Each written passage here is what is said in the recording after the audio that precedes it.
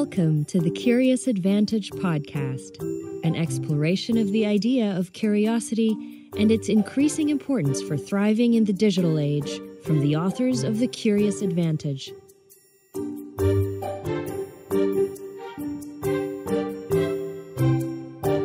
Hello, and welcome to this episode of the Curious Advantage podcast series. This series is about how individuals and organizations use the power of curiosity to drive success in their lives and organizations, especially in the context of our new digital reality. It brings to life the latest understanding from neuroscience, anthropology, history, and behaviourism about curiosity and makes these useful for everyone. My name is Simon Brown. I'm one of the authors of the book, The Curious Advantage, and Chief Learning Officer at Novartis. And today I'm here with my co-authors, Paul Ashcroft. Hello. And Garrick Jones. Hi. And our distinguished guests. We're delighted to be joined by Vas Narasimhan, CEO of Novartis. Hi, Vas. Hi, Simon. And Stephen Baert, Novartis' Chief People and Organisation Officer. Hi, Stephen. Hello, Simon. So there should be something daunting about interviewing your boss and your boss's boss on a podcast. But as we have a culture of being unbossed, it makes it slightly less nerve-wracking. So let's start there with Unbossed, or rather the Novartis culture. So Vas, when you came into role as CEO in 2018, you made it your number one priority to unleash the power of our people and change the culture. What was it that prompted this focus around culture? Simon, first, thanks for having us. When I reflect back, I think one thing that had become clear to me over the years is that the most powerful asset that a corporation or any organization has is ultimately its people. We look at the financial assets, we look at the physical assets, but in the long run, what creates tremendous value, what creates the largest impact is ultimately the human beings and the environment you create for those human beings. So if you believe that as a starting point, your people are your most valuable asset. And if you believe in that the positive side of human nature, and that if you give people a sense of purpose, a sense of autonomy, a sense that they can be curious and improve themselves, they'll perform their best. There's tremendous, opportunity, I think, to create outstanding performance through culture change.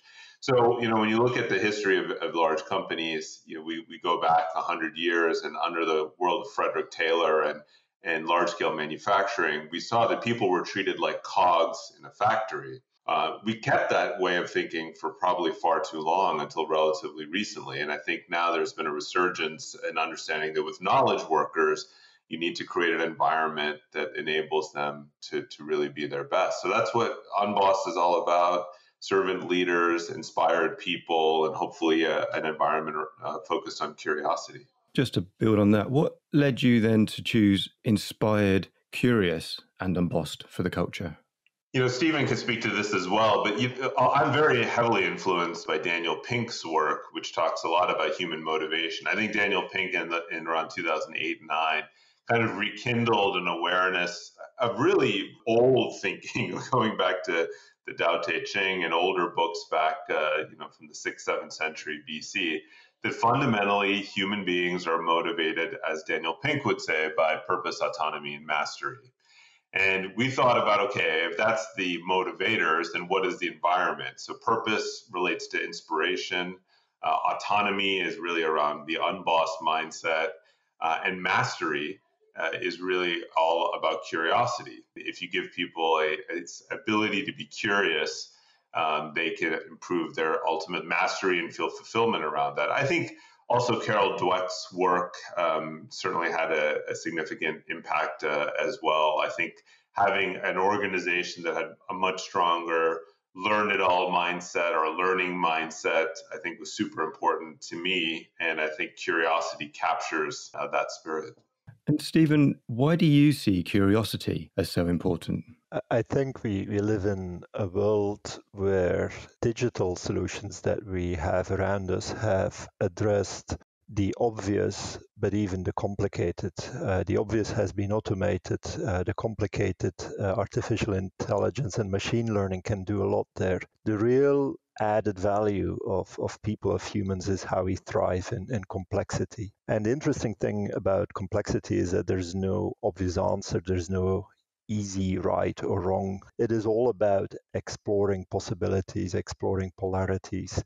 And so the strength of curiosity is that you don't immediately jump to the right answer, but that you kind of say, hey, interesting, let me learn more about this, let me explore this, let me look at many options before I narrow it down to one solution. So it is very enriching, and I think it's also the foundation of then future innovation and forward thinking.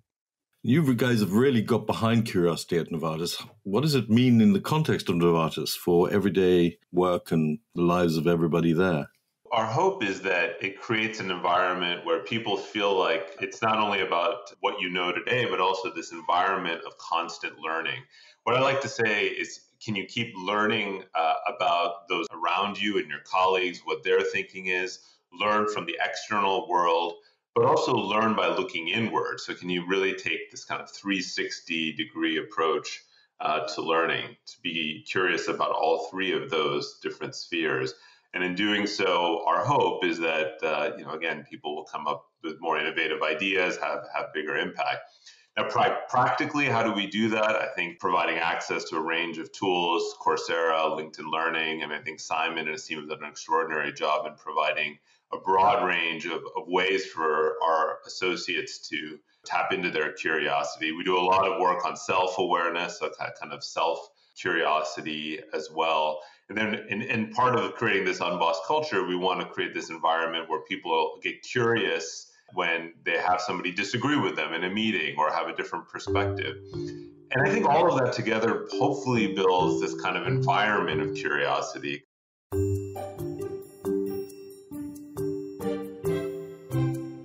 This environment of curiosity and the overall culture was part of the people strategy that we renewed last year. So maybe, Stephen, could you just take us through, why did Novartis come up with a first people strategy, and what did that look like? In order to execute on this ambitious plan we have for Novartis and for mankind, we had to have a different culture as a company. And when you think about culture, it is a massive organizational change that starts with individual change. So we had to rethink our entire approach to all of our people processes. The second thing is, and Vas has already referred to the Industrial Revolution, it's interesting that we use the word human resources. It's almost like a reference to cogs in a big machine. We have rediscovered the value of people. They're our most important and our most precious asset in this company.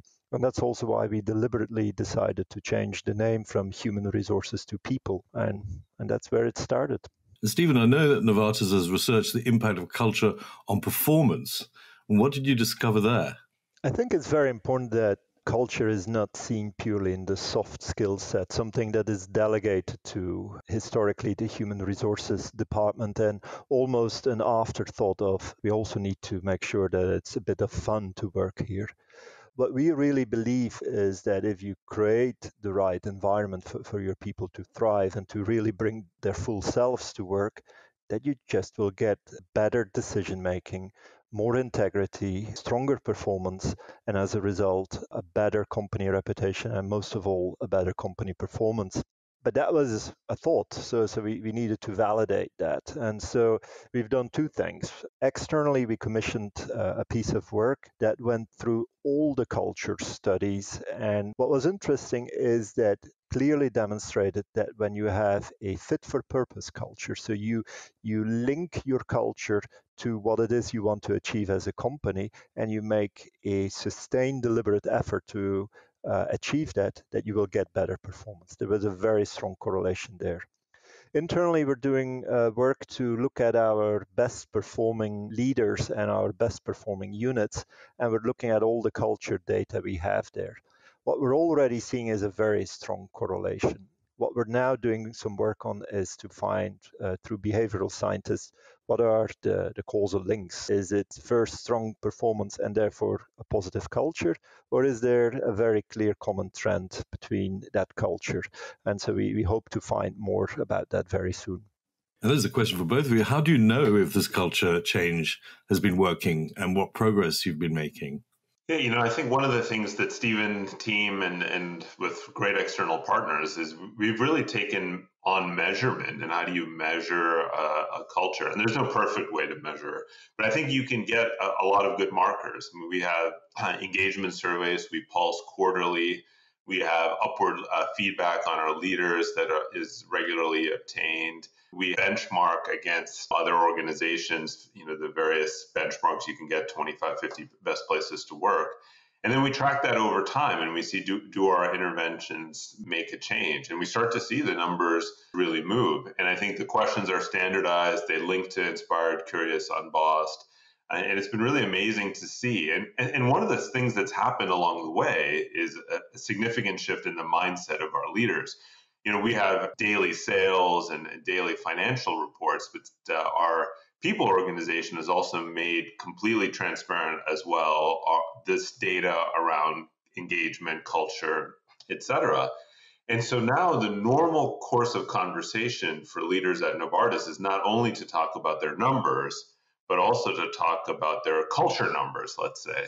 And that's been a big shift. I remember going back probably about 6 months into role, and you were doing a town hall or a sort of meet and greet. And one of the questions I asked you there was around which aspect of the culture change is sort of proving hardest. And at that point, the answer was curiosity, that it seemed to not be resonating. So I wonder if you've got any thoughts on why that one was the hardest of the three parts of our culture to sort of, I guess, get traction across the company, and maybe the change you've seen since. Yeah, Simon, there's a few different dimensions to why I think that initially was a struggle. One, we were a very knowing culture. And when you think about how a company like ours develops, we have experts, a lot of experts in lots of different fields. And they all think rightfully or understandably that they know the answers. And so it's all about trying to prove you're right and that you look good by knowing answers. And so shifting that to a curiosity mindset, a learning mindset, we're constantly looking for new ideas, challenging your ideas, integrating your new ideas into your current way of looking at the world required one shift. Second, when you look at how we approach learning inside of Novartis, and you know this well, it was primarily around standard operating procedures and compliance training. It wasn't really about exploring and opening up your mind to new possibilities, even if things far afield from Novartis. So making that shift and opening up things like Coursera, LinkedIn Learning, and others was also, I think, a critical step. And then the third thing, I think it was the behavior of managers. I think, again, managers valued knowers and always kind of knew the answers in meetings. I see a demonstrable shift to people asking open-ended questions. So now fast forward a few years later, I think we're making great progress on the curiosity front, but it took, I think, shifts in all three of those areas. You're listening to the Curious Advantage podcast, inspired by the book The Curious Advantage, written by Paul Ashcroft, Simon Brown, and Garrick Jones. Subscribe to the podcast today.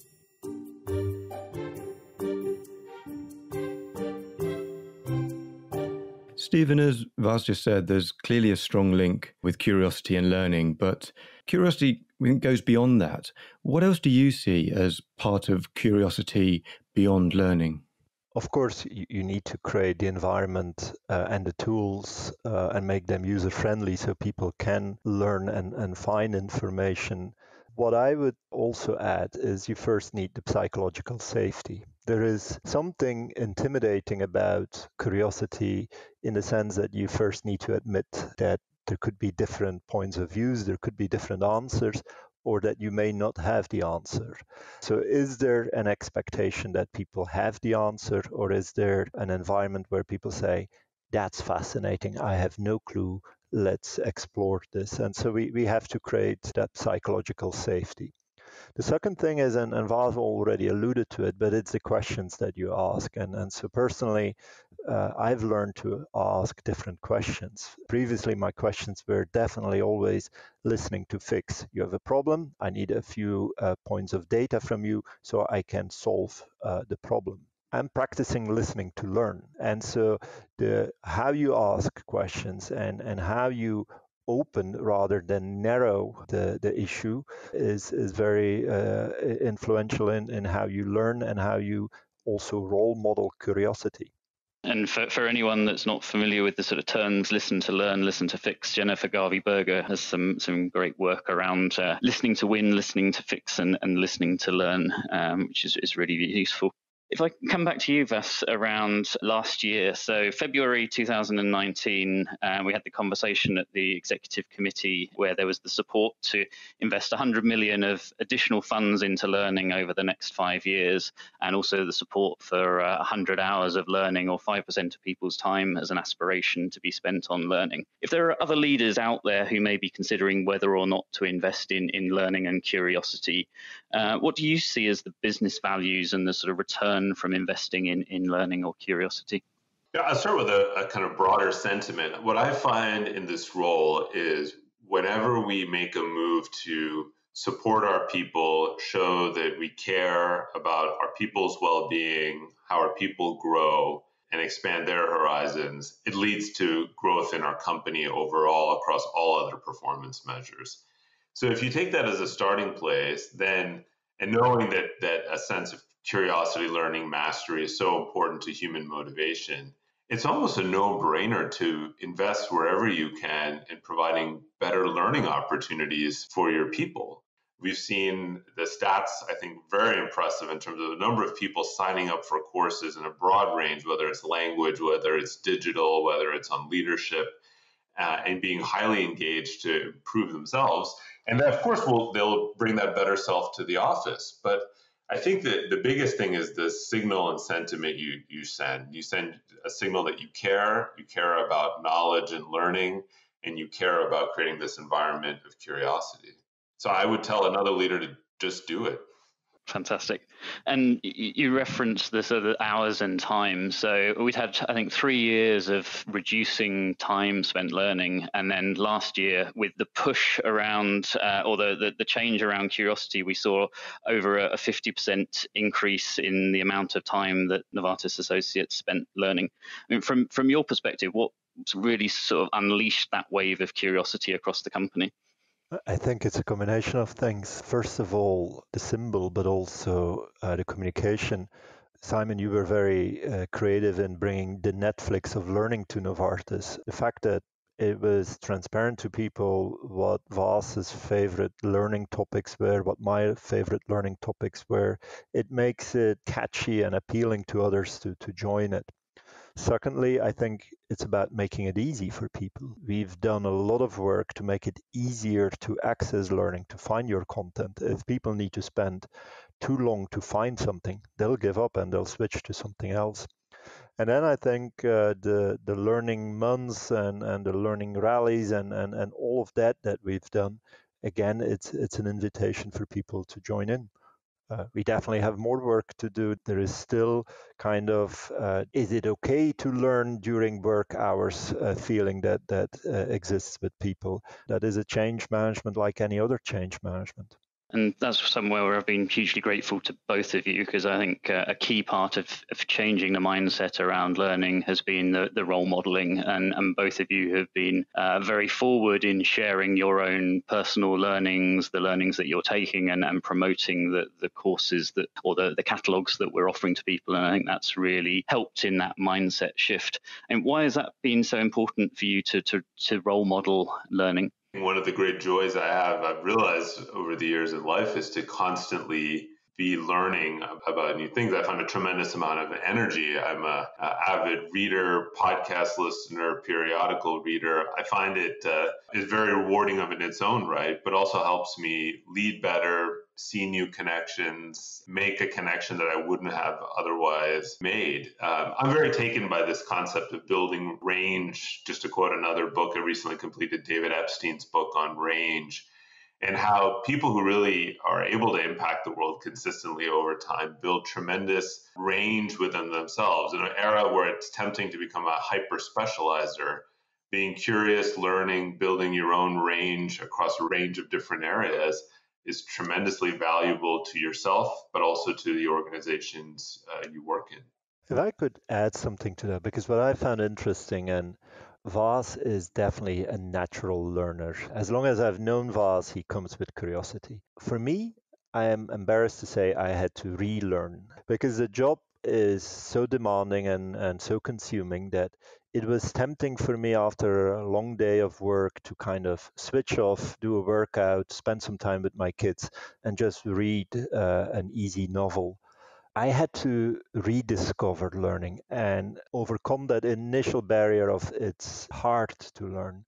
Now that I'm into it, it's addictive. Now I'm kind of thinking like, wow, every time I learn something, a new door opens up and new possibilities emerge. But I think we also need to meet people where they are. Not everybody is already naturally curious. And so how can we invite them back in? And I think our Western education system, school system, has sometimes made curiosity difficult because you were supposed to always know the answer. It was always a test about right and wrong. And so we need to make learning and curiosity attractive again, and that's what we're trying to achieve. A curious culture is a game changer. What does curiosity mean for you? Follow #CuriousAdvantage and join the conversation. During the current pandemic that we're all sadly living through, you and the organization have taken curiosity and learning beyond the company with Coursera and, as we know, support for the Khan Academy. Could you tell us more about that, please? Yeah, and I think it was a great thinking from our learning team on Coursera. The idea was, given that families are home together, what is another way we can show that we support curiosity, but even support curiosity within the family? So we opened up the possibility of family members to leverage the Novartis Coursera relationship. We didn't know how it was going to go, but I think Simon must have the data. I think it was very well received. It's actually over 9,000 people have taken advantage of it as at today. So within the space of a couple of weeks, it's been phenomenal uptake. Yep. And then with Khan Academy, my wife and I have been advocates of Khan Academy for years. Our children are kind of super users of Khan Academy. But the thought occurred to us, well, if we were going to support an educational effort, online learning effort for children of Novartis associates, could we do it in a way that would also enable anyone to learn using the platform? And as Khan Academy likes to say, their goal is to let anyone learn anything, anytime for free.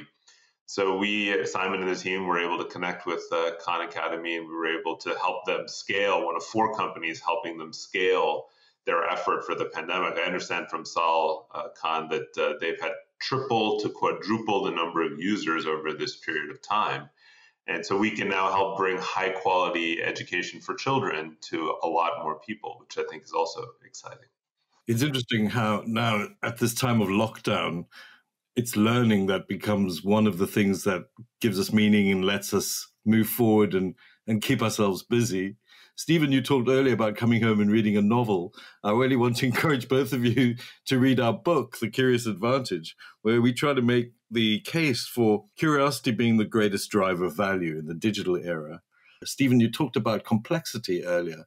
Are there other factors and other things that you think are causing curiosity to be at the center of the digital era? It's interesting over the last few years, in addition to the culture change towards this inspired curious and unbossed, we've definitely pushed the digital agenda. Now, what we've seen is we're able to predict sales through algorithms with a very high level of accuracy. In the current pandemic, it's useless because all the algorithms take into account historic trends and analogs, and there is no analog for the current situation. This is where curiosity, this is where the human brain is the only solution of, hey, this is new, let's explore what's possible. And so I think the two go very well hand in hand. Vas, your view? Yeah, when you look at the way digital technologies make, in some ways, very obvious things readily knowable. My children can quickly Google almost anything.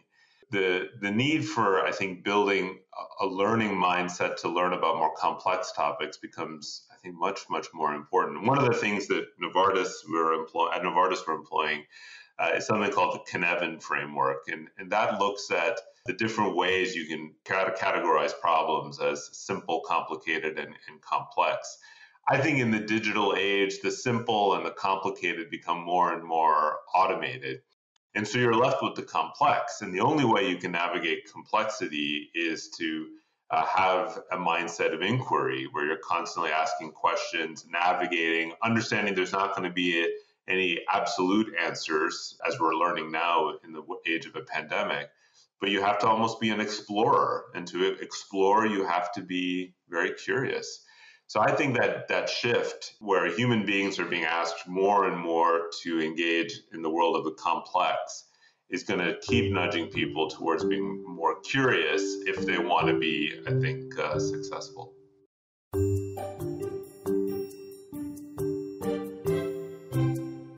Maybe if I bring things a bit more personal now. So, Stephen, you talked about Vas as being naturally curious and yourself as coming late to curiosity and, if you like, retraining yourself to become curious. So, Vas, starting with you, how has curiosity helped you over the course of your career? Well, I think I'm sort of a case study, as Stephen said, as somebody who's pathologically curious, if there is such a thing. I'm somebody who I think over the years, it's allowed me to navigate many different worlds, starting out in bench science. I then moved from bench science to public health and was able to kind of navigate the worlds of public health in Africa and Latin America. We got very curious about that, then curious about the business world and shifted to management consulting and then into a big company at Novartis. I have worked across marketing, general management, medical, product development, probably manufacturing, and now as CEO. And in every one of these areas, I had to be intensely curious to learn a new space, integrate that with prior knowledge.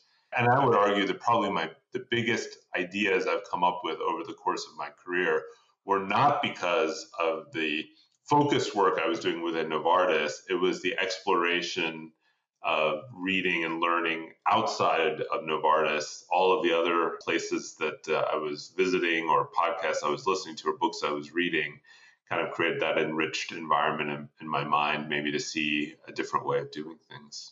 Fantastic. Love the pathologically curious. And Stephen, from your perspective?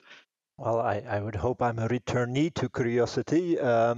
My background is a legal background. And what's interesting about that is it's all about stories and beliefs that people have. There is no right, no wrong. It's what one party believes versus what the other party believes. And they're both very confident that they are on the right side of the story. So I've always been comfortable with ambiguity, and I've always accepted that there is no single answer to a question. But I think in the current times, I spend a lot of time now reading history. I think we can learn a lot today about what happened in the past. Even if the times were different, there's a lot of similarities, and the drivers of human behavior haven't changed that much. Whenever I'm confronted with a situation, I think like, what would be a similar kind of situation, and let's learn about that one to see what would apply today. Being curious isn't easy for everyone. So are there aspects that you find of curiosity that are actually hard? So are there, Stephen, you talked about having to retrain a bit around curiosity, but what's the hardest thing that you each find about being curious? One thing I find challenging and I work on is how to read and understand perspectives that are very different than my own. I think it's easy to kind of get to a bias where you want to have sources of knowledge that just reaffirm the way you look at the world, and have an aversion to those that, may give a very different perspective. So I've taken to try to push myself to say, let's find somebody who's got a very different perspective on something and read it with an open mind and say, how can I learn from this? For leaders who are convinced by the value curiosity could bring to their organizational team, what could they do to encourage curiosity, do you think?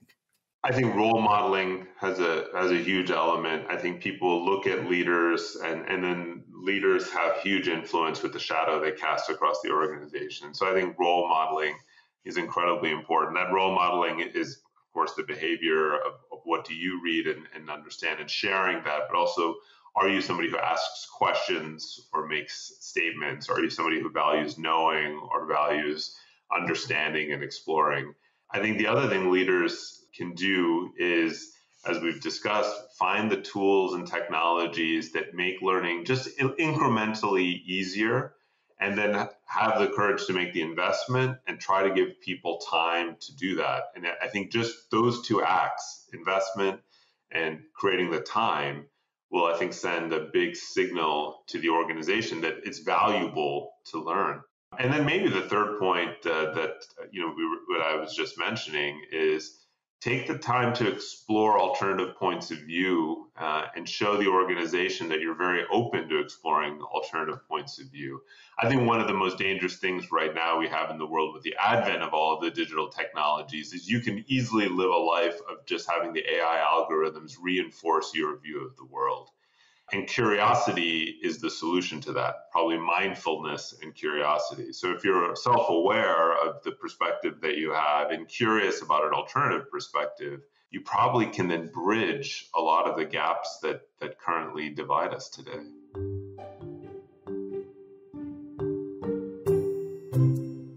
I'm fascinated in the digital era and an era of more complexity. The answer is to put people at the center of things and find our curiosity. It's amazing, Simon, don't you think? That the great irony is that humanity is at the center of the digital age. Exactly. That actually it's a very human trait that will actually help us to navigate through the complexity. So maybe to bring us to a wrap up. So what would be each of your key takeaways for people listening to this conversation around the importance of curiosity? A curious mind is a mind that I think over time finds a great deal of fulfillment and is able to have, a much bigger impact on those around you, your organizations, the topics you care about, and ultimately, I think, more fulfilled. And I think there's no one right way to be curious, but I think finding your outlets for curiosity, your ways of exploring is incredibly valuable and enriching. And the one other tip I would give is all of the research is showing that if you want to consolidate all of that curiosity and learning, sleep well also, and the learning will have an even bigger impact. I think we're naturally impatient, and so often we reward ourselves too quickly for coming up with an answer. I think giving time and space and learning to question yourself, what's another way of looking at this? What is the alternative here? What would be the consequence if we would go in a different direction? And so for me, it's about learning to ask powerful questions to yourself and learn to be honest with those questions, but also to the organization. It's ultimately what you reward yourself for. Do you reward yourself for being the smartest, or do you reward yourself for being the most curious? And I think once you start to play with those concepts, an entirely new world will open up for you. Great points for us to close on. So thank you so much for joining us today, Vas and Stephen. You've been listening to a Curious Advantage podcast. Join the conversation at #CuriousAdvantage. Subscribe today and keep exploring curiously. See you next time.